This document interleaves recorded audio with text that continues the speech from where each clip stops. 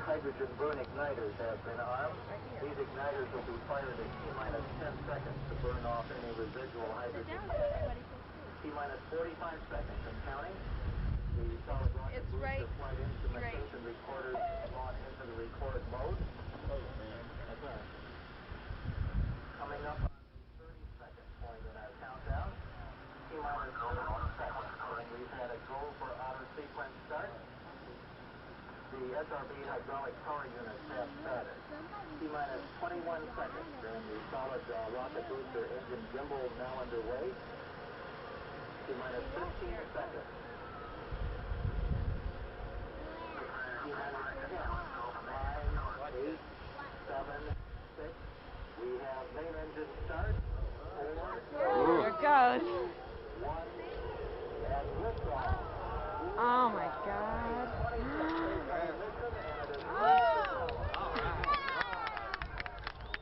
Oh,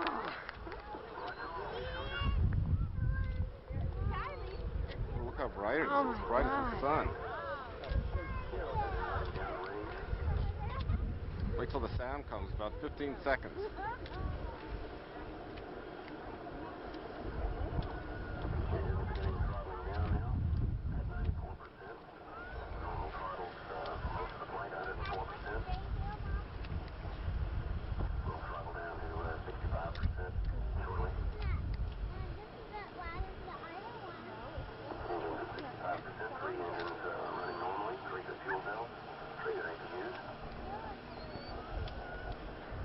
There it is.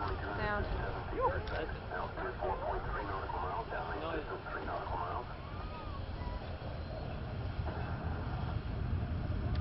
Is that our sound?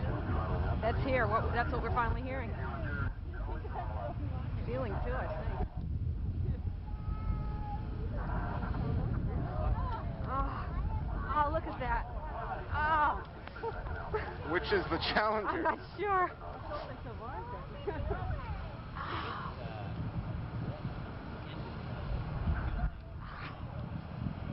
The one going up. Which one is going? The one on the right? Yeah, because it's turning, I guess. It's going farther up. Oh, Lord. Can you get the whole thing in view? Look at this trail. See why we like to bring our camera?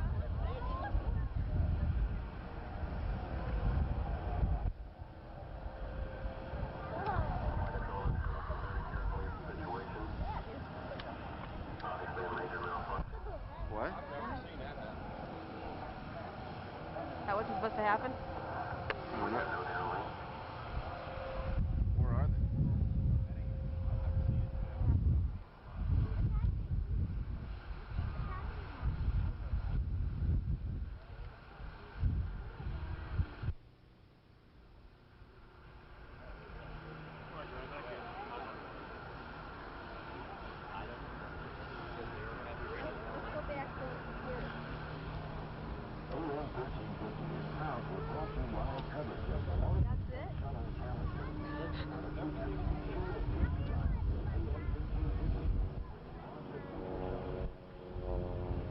Something's going on.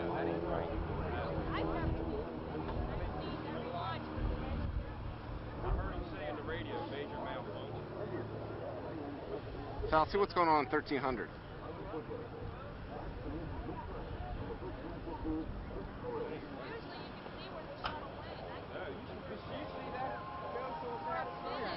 They cut it off.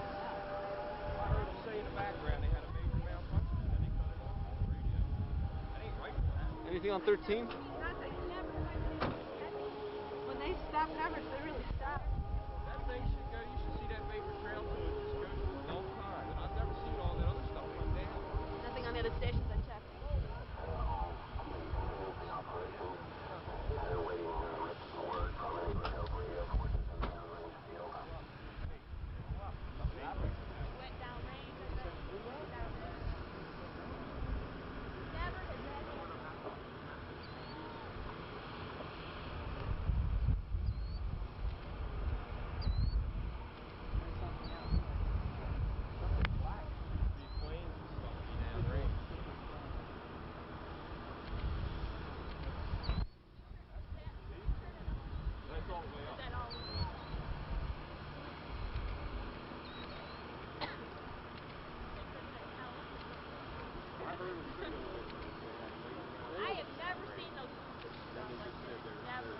Never see what?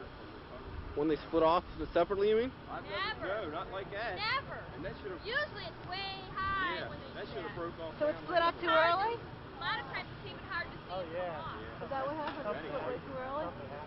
It's definitely.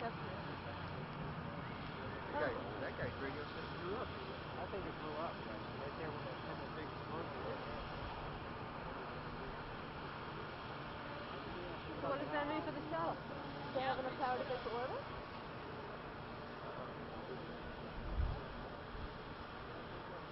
How come the radio station If switch they had off? a major fatality, yes. Hopefully not a fatality. We have no additional word at this time. What station is that? Same one? They don't have any words yet. Is it the same station though? Yeah. What happened to all the pieces? That's gone. Reports from the flight analyst officer indicates that the vehicle apparently exploded and that impact in the water at a point approximately 28.64 degrees north, 80.28 degrees west.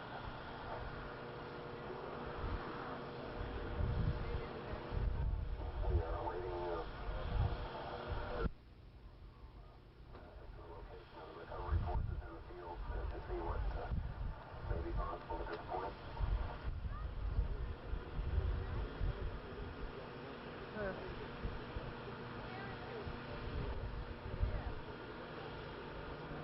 And we will keep you advised as further information becomes available. This is Mission Control. Oh my God.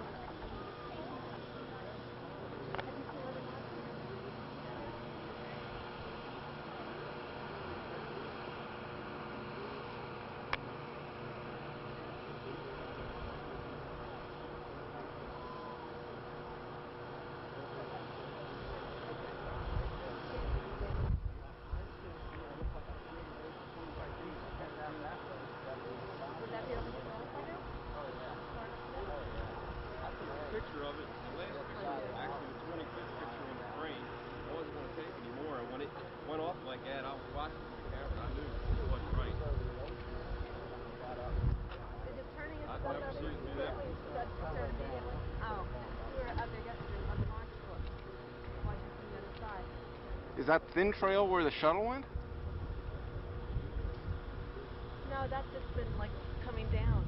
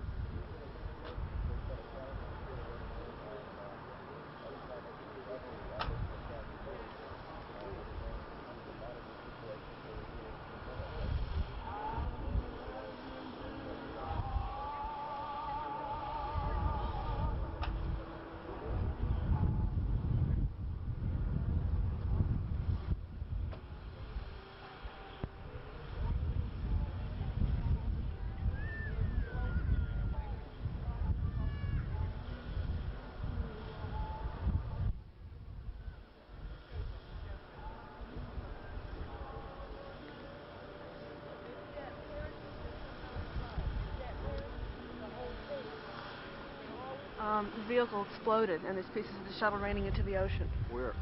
into the Atlantic, and they're all you know? recovered. She's just had something on a different station. I'm going to try to get a different station. There's recovery ships out there that are going to pick up with it. Do you know what station it is? I'm going to try to find it. They're not broadcasting.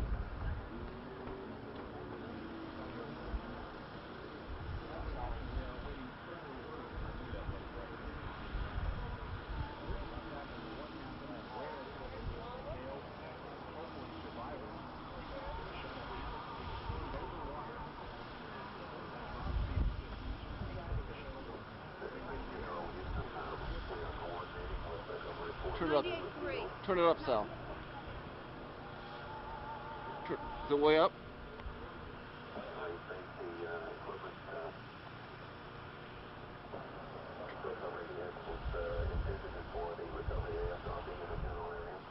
Turn it up, Sal.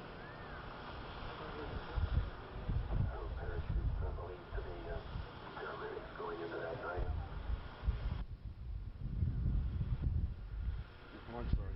That's just going to move up. To repeat, we had apparently normal ascent with the data coming to all positions being normal up through approximately the time of main engine throttle back up to 104%.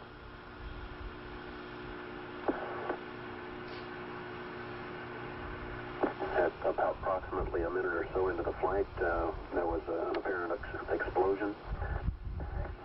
The flight dynamics officer reported, tracking reported that the vehicle had exploded and impacted the water in an area approximately located at 28.64 degrees north, 80.28 degrees west. Shortly after takeoff, the space shuttle exploded in a cloud of smoke with 6 astronauts and New Hampshire schoolteacher Krista McAuliffe on board. NASA's Hugh Harris made the announcement. We have a report from the flight dynamics officer that the vehicle has exploded. Flight director confirms that. We are looking at checking with the recovery forces to see what can be done at this point. Once again, the space shuttle exploded shortly after takeoff just a few minutes ago. In Washington, President Reagan getting set for tonight's State of the Union address.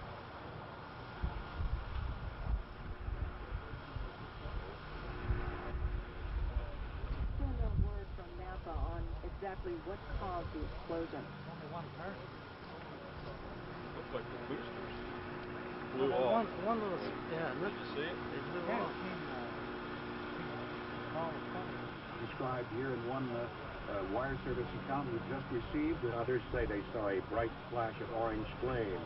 Suddenly, a huge fireball, then some silence from mission control, and then suddenly the word that we received that the Shuttle Challenger, with its crew, including teacher observer Krista McAuliffe, exploded.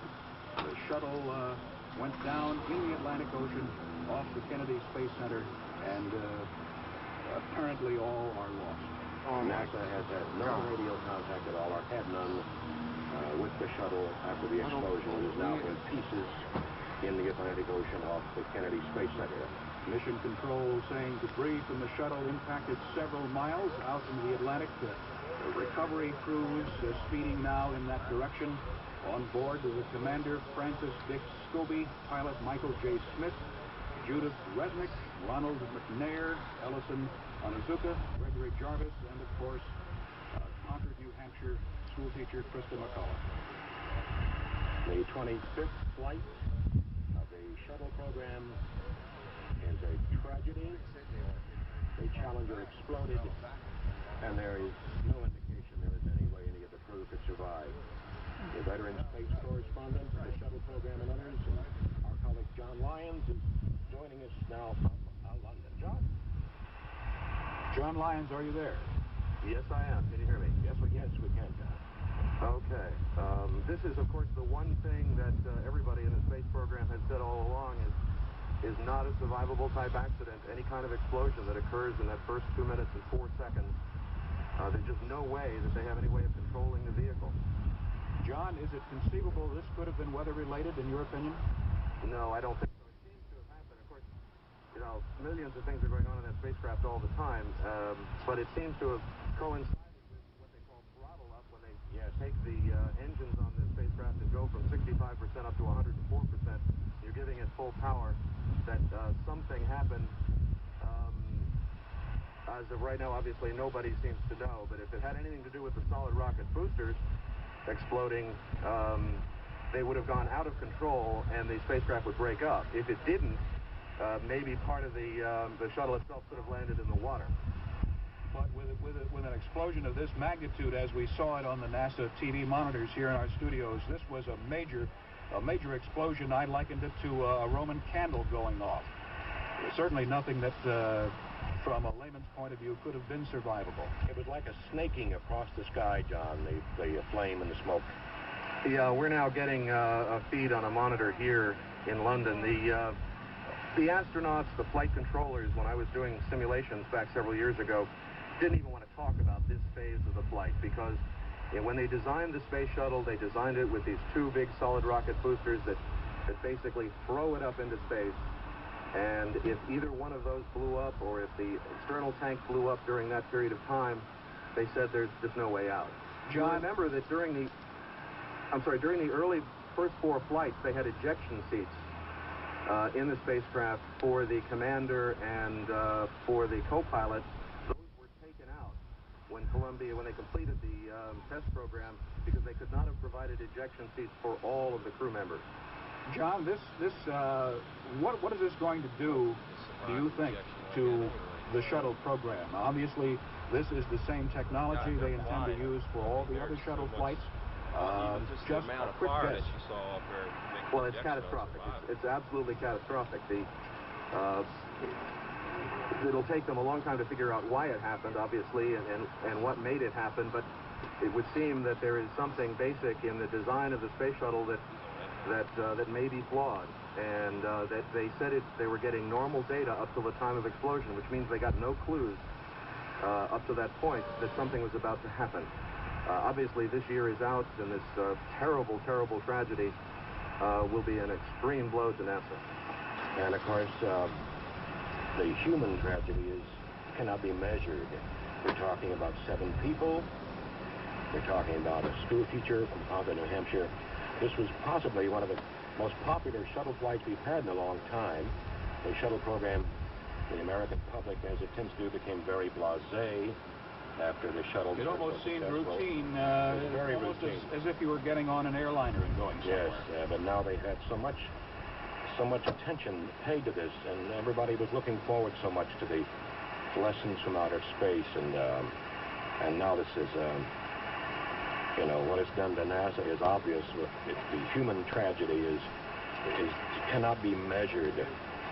No, that's certainly true. I can say that I was down for the Columbia launch a couple of weeks ago, and although to those of us who watch these things go up, that it may have become routine, but it certainly has not become routine for the people who prepare those rockets, the flight directors, the controllers, and all of those people, the safety people, are extremely conscious of all of that. So I don't think anybody should jump to conclusions and say that it has just become some sort of lax security or something like that. This is a highly risky business of firing off these rockets. You're taking 7 million pounds of fire thrust to shoot them up into space, and when something goes wrong during that early part of the flight, it can only be catastrophic, and it certainly has become that. You are listening to live special coverage from ADC Radio, the tragedy today at the Kennedy Space Center in Florida. Just about 2 minutes after what seemed to be a routine liftoff, the Space Shuttle Challenger with a crew of 7 on board experienced an explosion. It veered toward the ocean, and the pieces of the shuttle and its solid rocket boosters fell into the ocean. And although we have not received any confirmation from Mission Control, it certainly does appear that all of those on board have been killed. NASA's been very quiet. They have not even shown a replay of the launch, which they normally do many times shortly after the launch. 7 people were on board, but less than 2 minutes after launch, the Challenger exploded, veered out of control in a crazy snake-like motion across the bright You ever seen it blue before? sky. No. Beautiful morning. I used to live in Orlando. I must have saw about a dozen of them go up. And then you knew what to expect. As soon as that thing did that, I knew. Strange. I knew.